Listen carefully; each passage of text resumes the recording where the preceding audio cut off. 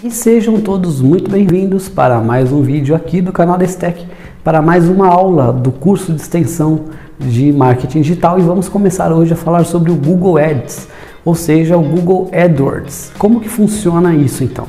Quando você acessar a plataforma lá, o Google AdWords, que é uma ferramenta do Google que você pode fazer anúncios, por exemplo, se você digitar alguma coisa no Google agora para pesquisar, você vai ver que as primeiras opções da pesquisa serão anúncios, né, que virão.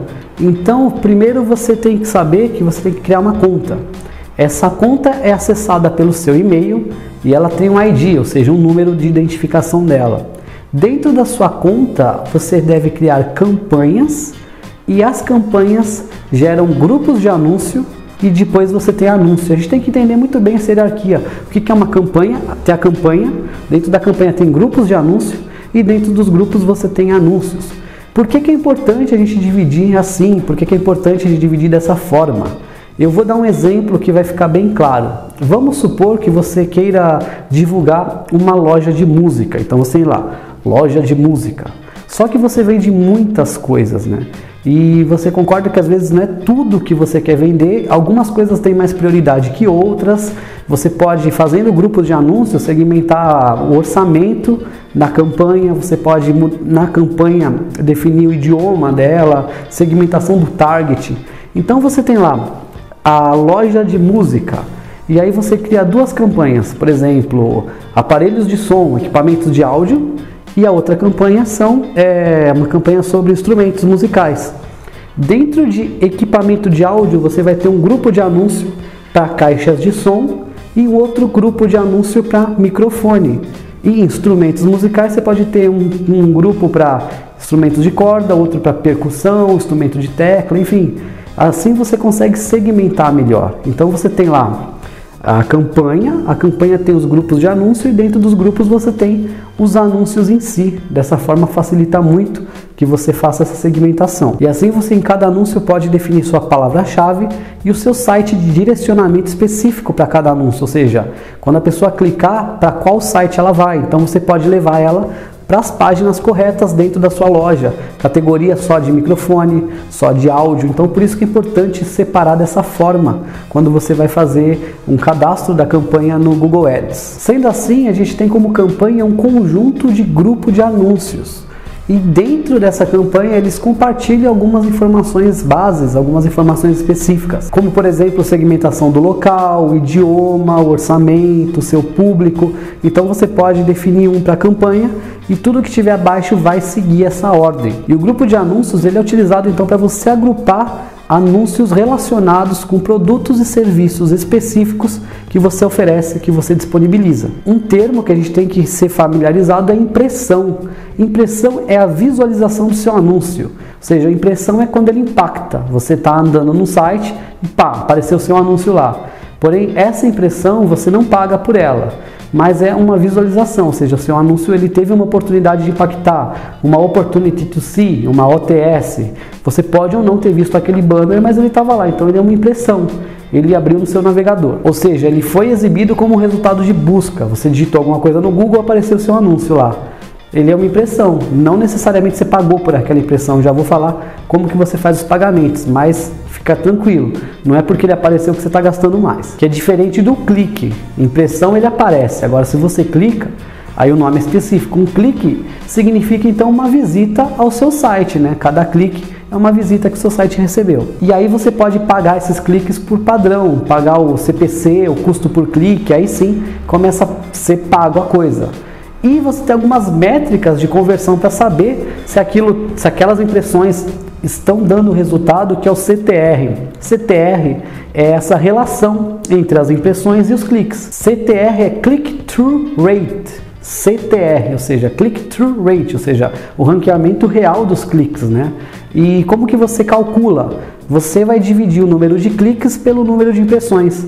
Vamos supor que você tenha 1000 impressões no site e essas 1000 impressões gerou um clique, elas geraram um clique. Então você vai dividir 1 por 1000, ou seja, um clique dividido por 1000 impressões. Dessa forma o seu CTR vai ser 0,1%, que ele é muito baixo, ele é bem ruim mesmo.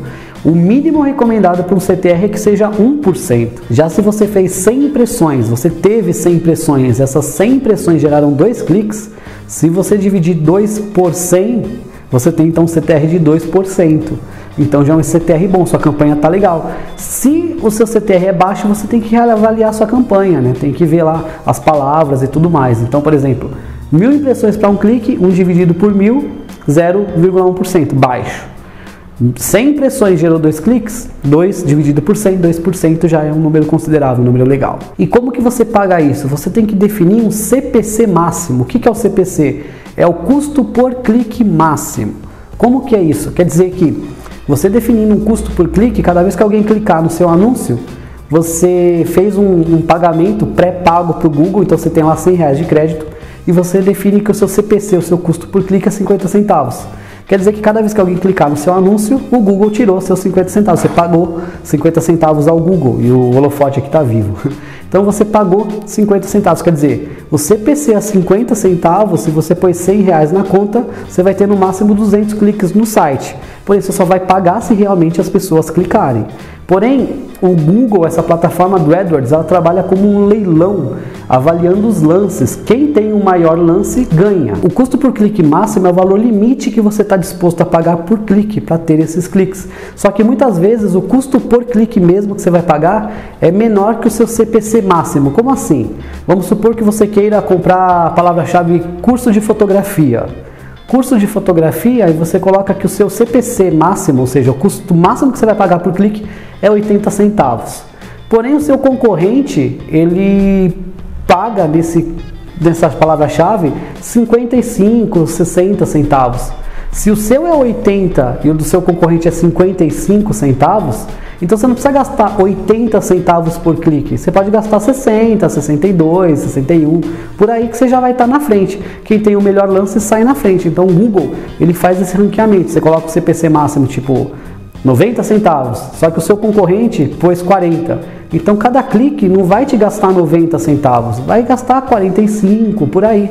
Contanto que você tenha mais que o dele, você vai aparecer antes, porque é um leilão, o seu lance é melhor. O seu CPC médio, seu CPC real, ao fim será menor do que o CPC máximo que você determinou. E para que tudo dê certo, você tem que pensar muito bem na palavra-chave. Pensa que a palavra-chave vai gerar o primeiro contato do consumidor com a sua marca, porque ele vai fazer uma busca, né? E você pode usar o Google Trends, por exemplo, para saber quais são as palavras mais populares, né? Sem falar da própria ferramenta de geração de palavra-chave dentro do Google Ads. Então a palavra-chave é importante por gerar esse primeiro contato com o seu público. Então você tem que ter uma estratégia muito clara de como que você vai fazer para gerar essas palavras. Uma boa palavra-chave deve ter entre 2 e 4 termos. Por que entre 2 e 4 termos? Você tem que evitar palavra-chave genérica. Como assim palavra-chave genérica? Lembra que você não está pagando por impressão, você não está pagando se o seu anúncio foi visto, você está pagando se ele foi clicado. Porém, você paga por clique, então você tem que evitar cliques desnecessários. Cliques desnecessários são aqueles cliques que não vão ser convertidos em venda, em potencial cliente. Então, clique desnecessário, por exemplo, a Stack aqui tem o curso de fotografia. Eu não posso comprar a palavra-chave fotografia, porque se eu comprar a palavra-chave fotografia, ela é muito genérica. A gente tem que evitar as palavras genéricas. Porque daí, por exemplo, alguém colocou assim, fotografia do artista tal, e apareceu o meu anúncio. A pessoa pode clicar, e quem quer ver a foto de um artista não vai comprar um curso. Ou então a pessoa quer, sei lá, fotografia, ele quer um banco de imagem. Então, fotos em alta resolução. Ele não quer comprar um curso de foto. Agora, se eu colocar curso de fotografia, aí eu estou sendo mais específico, segundo a cauda longa, nesses nichos. Na cauda longa, você sempre tem que usar palavras específicas. Por exemplo, não vai colocar blusa, não vai colocar calça, mas pode pôr assim, calça jeans rendada, por exemplo. É muito mais efetivo, porque você está atingindo o nicho de mercado, né? Então, você tem que usar essas palavras mais específicas. Palavras genéricas geram cliques desnecessários. Então, por exemplo, você tem uma agência de publicidade, que é o seu negócio. Você faz logo. Então você não pode comprar a palavra logo, porque a pessoa pode estar pesquisando tipo origem do logo, curiosidade sobre o logo da Nike e vai cair. Agora você pode comprar a palavra-chave, por exemplo, serviço de criação de logo, ou então criação de logo personalizado, ou então criação de logo. Essas são mais específicas e vão levar até o seu site, né? Por exemplo, você tem a floricultura, você não vai comprar flor. Porque você pode ter um filme que tem a palavra flor, você pode ter uma música que tem a palavra flor na letra, você pode ter uma blusa florida, por exemplo, então é genérico, né? Agora, por exemplo, serviço de entrega de flores, serviço de distribuição de sementes, sabe? Aí já é mais específico para o que você deseja. E aí existem 4 tipos de correspondências que a gente faz das palavras-chave. Primeiro é a correspondência ampla. A correspondência ampla é a mais genérica. Então você coloca, por exemplo, blusa feminina. Aí você colocou blusa feminina, ele vai pegar todos os sinônimos, todos os erros ortográficos, todos os sinônimos plural, singular. Então, por exemplo, eu quero comprar uma blusa para mulheres. Daí tá lá, blusa feminina e blusa para mulheres é sinônimo. Então, é a correspondência ampla. Tudo que for sinônimo, variação de singular e plural, erros ortográficos, ele vai considerar. Aí você tem o modificador de correspondência ampla, que antes da palavra-chave você vai colocar o mais. Por exemplo, você vai colocar mais blusa, mais feminina. Então, significa que o Google ele vai encontrar aquele termo, só que ele não vai achar mais sinônimos. Sinônimos não vão ser indexados, só algumas variações de correspondência, tipo erros ortográficos, singular e plural. Porém, as palavras podem vir fora da ordem, tipo mais blusa, mais feminina. Esse sinal de mais, que é o modificador, ele pode achar, por exemplo, blusas floridas femininas. Então, blusas floridas femininas não está na ordem, tem um floridos aí no meio, né? Então ele não vai achar na ordem, mas ele vai já eliminar o sinônimo, já começa a funilar mais. Aí você tem correspondência por frase, que é quando você vai colocar sua palavra-chave entre aspas. Colocando a sua palavra-chave entre aspas, ele vai achar exatamente aquele termo dentro, né? Então, por exemplo, você coloca lá blusas femininas entre aspas e tem lá, compro blusas femininas. Então ele vai achar na ordem, blusa feminina, não blusa colorida feminina. Então essa correspondência por frase, você vai colocar entre aspas para ele achar as palavras na ordem que você quer. E aí ele vai ter também a variação de erros de ortográficos, acentuação, singular, plural, ele também vai absorver isso, né? Então ele ainda continua considerando, mas não mais os sinônimos. Aí tem a correspondência exata, que é a mais específica de todas, que é quando a sua palavra-chave está entre colchete. Aí ele não vai achar os sinônimos, os sinônimos, né? Ele vai continuar considerando sim, erro ortográfico, acento, singular e plural, isso ele sempre considera, porém ele vai achar exatamente aquele termo, não vai ser tipo, se você digitar entre colchete blusa feminina, ele vai achar blusa feminina, ele não vai achar nem compro blusa feminina, ou então blusa colorida feminina, ou blusa de mulher, não, ele vai achar somente blusa feminina, esse é o mais específico. E qual que é o mais recomendado? Depende, né? Varia muito. Por exemplo, se o seu negócio ele já é muito específico, ocasionalmente você já utiliza palavras-chave que sejam muito específicas. Então você pode pegar uma correspondência mais ampla. Agora, se o seu negócio ele utiliza palavras e termos mais genéricos, é interessante que você comece a usar os modificadores, porque esses modificadores vão começar a segmentar na pesquisa que realmente as pessoas que achem são as que procuram o seu produto ou serviço. E lógico que o texto do seu anúncio ele tem que sempre ser relevante de acordo com a palavra-chave que você colocou. Isso aumenta as chances dele ser encontrado. Que é o que eu falei, você tem uma agência de publicidade e não coloca logo, porque pode ser que a pessoa digite como criar um logo, mas sim coloca assim, logo personalizado, que daí aumenta a chance dela querer encontrar um serviço de criação de logo personalizado. Você tem que ter uma correspondência direta entre o que a palavra-chave e o seu texto ele oferece. E você tem que ter no mínimo 2 anúncios por grupo, o ideal são 3, para você poder ter argumentos diferentes, argumentos distintos, para poder comparar, né? Qual que deu melhor, qual que deu mais certo, né? Qual que funcionou, para saber para qual lado tomar. Então você vai fazer a comparação entre os anúncios. Afinal, se um anúncio der errado, no sentido de que não engajou clique, você já não está pagando por isso, né? Então você tem que fazer mais de um anúncio, pelo menos 3, para poder comparar o CTR, as impressões e tudo mais. Lembra que você não está pagando mais por isso, né? Para você conseguir ranquear melhor também, é calculado índice de qualidade. O que é o índice de qualidade? É uma nota atribuída ao seu anúncio e à página de destino que a palavra-chave ela guia o usuário. Então, a estimativa de qualidade do anúncio e da página, ou seja, se a página ela é acessível, se o site ele é bem construído, se ele é relevante, né? Ele varia de 1 a 10, sendo 10 a melhor pontuação, e essa variação ela depende do registro de cada palavra-chave, então ele varia de acordo com a palavra. E existem 3 fatores que definem o índice de qualidade. Primeiro, a taxa esperada de cliques, ou seja, a taxa de cliques, o CTR, que deve ser pelo menos de 1%. Aí ele já fica mais considerado nesse índice de qualidade. Segundo, a relevância do anúncio, ou seja, a relação direta do anúncio com a palavra-chave e a página de destino da qual o usuário ele é encaminhado. Por exemplo, você é uma agência de publicidade, a sua palavra-chave tem termos publicitários, de serviços da publicidade, e leva para um site que vende serviços de publicidade. Então tem uma congruência. Isso faz você ficar bem nesse índice de qualidade. E o terceiro aspecto é a experiência da página de destino, a experiência que o usuário tem na página de destino.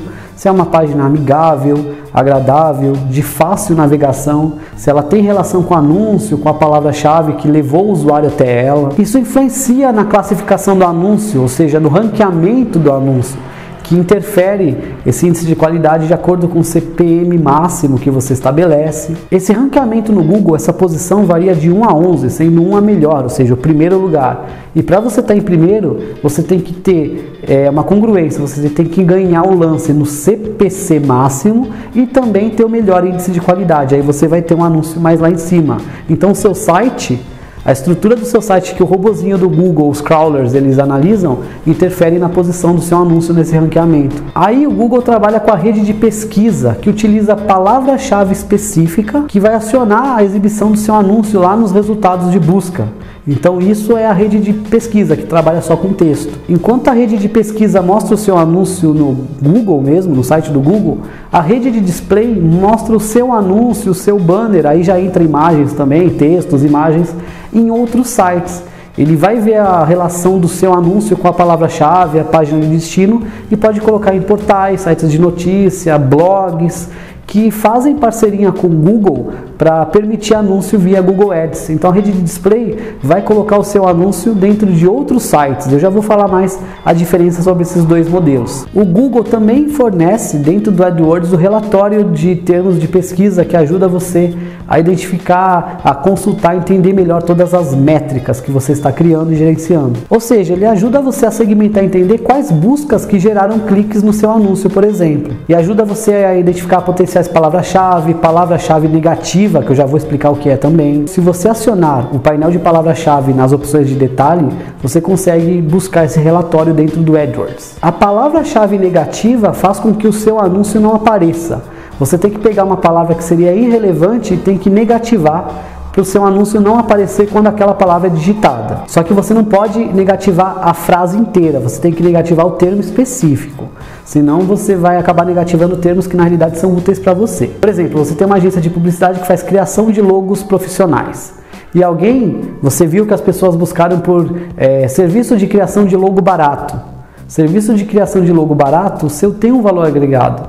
O seu é profissional, você não quer ser visto como barato, mas como aquele que cobra o justo, não que prostitui o mercado. Então, você negativa o termo barato. Você não quer que quando alguém digita apareça você, porque o seu serviço é profissional, ele tem um valor agregado, né? Só que se você negativar tudo, serviço de criação de logo barato, você está negativando serviço de criação de logo, isso não é legal. Por isso que você tem que olhar a palavra negativa específica. Aconteceu uma coisa meio inversa com a HP. Se você digitar hoje HP no Google, não vai aparecer Harry Potter, porque a HP ela fez uma parceria com o Google, ela pagou lá, para quando as pessoas digitarem HP não vir Harry Potter, porque aquilo estava prejudicando as vendas da HP. Não é uma palavra negativa, porque se fosse, na realidade não poderia aparecer impressora HP se você digitasse Harry Potter, mas na realidade ela negativou pelo Harry Potter. É como se a conta do Harry Potter tivesse negativado o termo HP, para quando digitar HP não aparecer Harry Potter, né? Mas como essa iniciativa veio da HP, então é uma coisa meio estranha aí, porque ela negativou a conta de outra empresa, né? Ela poderia ter negativado o termo Harry Potter, para quando digitar Harry Potter não vir ela, mas não negativar o termo HP para o Harry Potter, mas aí fica esse mistério. Para sua conta ficar legal, ela deve ter pelo menos então 2 grupos de anúncio e 3 anúncios por grupo. 10 palavras-chave de qualidade, ou seja, palavras que sejam relativas, interessantes, e 10 palavras-chave negativas também de qualidade, aqueles termos corretos a serem negativados para você não aparecer. E o relatório do termo de pesquisa é adequado que toda semana você faça uma verificação nele, para saber se as palavras estão indo bem, se a sua campanha realmente está ativa, com sucesso, gerando cliques, cliques, se o CTR está subindo, para você não cair no ranqueamento a todo momento. E é uma dinâmica, você não pode deixar aquilo parado, a todo momento você tem que trabalhar em cima daquilo para não perder venda e clique. Para isso você tem que pensar muito bem qual que é o seu objetivo, qual que é a sua meta de negócio. No curso de marketing eu falo a diferença entre objetivo, estratégia e tática. Você tem que definir suas metas para poder avaliar se os seus resultados estão indo bem. E aí tem algumas fórmulas, por exemplo, se você quiser aumentar o tráfego do site, ou seja, aumentar o número de acessos a ele, você tem que aumentar o número de cliques de qualidade do anúncio. Cliques de qualidade são aqueles que vieram de palavras-chave congruentes ao anúncio e à página de destino. Você tem que melhorar o desempenho da palavra-chave, aumentar o CTR, ou seja, a taxa de cliques, que é essa conversão. Sempre verificar o relatório de termos de pesquisa para ver se está tudo indo bem. Porém, muitas vezes você não quer só aumentar o tráfego no site, mas você quer aumentar as vendas, ou seja, o contato online. E aí você tem que verificar o URL de destino, a página de destino específica de cada um dos anúncios, para ver se está indo certo. Lembra do exemplo da loja de música? Se o cara vai lá no anúncio de microfone, tem que ir para a página de microfone, que é uma coisa que o Mercado Livre erra muito. Você faz um anúncio no Mercado Livre, ele aparece lá para você, o anúncio, mas quando você clica ele não leva para o seu anúncio, leva para uma coisa genérica. O Mercado Livre tem muito esse erro, essa gafe. E não adianta você tentar ficar procurando o seu anúncio na internet, não é assim que a gente define se a sua campanha está no ar, eu já vou falar sobre isso também. Para aumentar as vendas, você também deve configurar esse acompanhamento da conversão dentro da sua conta. Porém, você pode ter uma terceira opção que você quer aumentar as ligações, daí você pode adicionar uma extensão de chamada no seu anúncio. E como sempre, configurar esse acompanhamento de conversão. Mas pode ainda ter uma quarta opção, uma quarta receitinha, uma quarta fórmula, que você quer aumentar o tráfego para a sua loja física, não um site, mas fazer as pessoas irem até a loja física. Aí você tem que colocar no anúncio uma extensão de local, ou seja, atrelar um endereço físico ao seu anúncio. Então, resumindo, a rede de pesquisa faz parte do Google. Ela trabalha só com texto e faz com que, se a pessoa digitar uma busca no Google, o seu anúncio apareça. Na rede de pesquisa, o seu cliente é ativo e você é reativo, ou seja, seu cliente é ativo no sentido de que ele agiu, ele digitou uma pesquisa e você é reativo porque você apareceu como uma resposta, como um resultado da pesquisa que ele fez. Isso dentro do Google. Então você seleciona suas palavras-chave, ele faz uma pesquisa e você aparece lá para oferecer uma solução, para atender a demanda, para atender a necessidade do cliente. Já a rede de display você aparece em outros sites, blogs, portais, notícia, e você pode utilizar imagens também. Sites esses que têm a parceria com o Google para gerar anúncio via o Google AdWords. Então, na área de publicidade desses portais, você pode aparecer tanto como texto como imagem. E aí você é proativo, você ofereceu o seu anúncio ao cliente mesmo que ele não tenha procurado. Ele entrou lá no portal do UOL e tem um banner seu, entrou no Terra, enfim. Tá lá, faz a impressão, você não está pagando o CPM, não é o custo por mil, não está pagando pela impressão, mas você foi proativo, você já ofereceu sem ele pesquisar. Então é uma oportunidade de você aparecer para novos clientes, para novas pessoas, e pensa que aí a psicologia, você tem que então gerar uma necessidade nele, nesse anúncio, porque dentro do Google ele já está procurando pelo seu serviço, mas na rede de display às vezes ele nem está procurando, nem está pensando naquilo. Por isso você tem que trabalhar melhor ainda a psicologia para gerar nele essa necessidade específica de consumir o seu produto e conhecer o seu serviço, a sua empresa. Se você colocar o relatório da campanha para o dia atual e ver que tem impressões são visualizações. Aí você sabe que o seu anúncio está ativo, bem como a taxa do CTR. Na coluna de status da palavra-chave tem lá os balãozinhos que, se você deixar o cursor em cima, ele mostra o status, se está ativo e tudo mais. Tem ferramentas lá em diagnósticos e visualização de anúncio que também mostra isso para você. Você digita a palavra-chave e aí é uma coisa mais específica. Você digita a palavra que você quer e aí ele visualiza se ela está ativa e não, e como está o acompanhamento dela. Porém, para que o seu orçamento ele seja equilibrado, o seu anúncio não vai aparecer o tempo todo, ele não vai aparecer 100% do tempo. Ele vai aparecer em algumas ocasiões para poder otimizar o seu orçamento para durar o período que você estipulou, senão ele pode ir todo num dia só, né? Ou seja, o grande segredo é você ser muito claro e objetivo, focar muito no anúncio para ter essa relação direta com a palavra-chave, o texto do anúncio, a palavra-chave, a página de destino. Usa o espaço todo dedicado para você construir bem o texto, evita usar só letras maiúsculas para o seu anúncio não ficar gritante, não ficar feio, incomodar. Afinal, letra maiúscula na internet é como se fosse um grito. E sempre direcionando o cliente para a página que contém a informação que realmente ele procura, que ele busca. E não esqueça de criar vários grupos de anúncio. Isso em relação ao AdWords. Porém, o Google tem aqueles segredinhos e métricas para SEO. E aí tem algumas coisas que também são interessantes de falar. Meta tags, quando você faz um SEO do site, afinal a página de destino, o seu site importa para o AdWords, para o ranqueamento. As meta tags, ou seja, as metadados, são áreas específicas do seu site que vão ajudar os robozinhos do Google a entender o que aquilo significa. Ajuda o robô do Google a identificar algumas áreas dentro do conteúdo do site. Essas são as meta tags. É como se você estivesse avisando os robôs quais são as partes importantes do site que eles devem considerar, que eles devem exibir. As hidden tags tem a ver com que dentro de um site, para o Google, tem áreas que são mais importantes, mais relevantes e outras que são menos. Então, através da hidden tag, o usuário, o programador, ele deve avisar ao Google, aos robozinhos do Google, o trabalho a ser executado em relação a que partes do site são mais importantes. Dentro do texto, você marca o nível de importância de cada parágrafo e assim o Google sabe a relevância que aquilo tem. O robots.txt é um arquivo que ele é armazenado dentro da pasta raiz do seu site e ele avisa aos robôs do Google que páginas não devem ser indexadas, evitando que o usuário caia em páginas inúteis como a área administrativa, por exemplo. Você não pode fazer o Google indexar páginas que não sejam estratégicas para a empresa, então essas páginas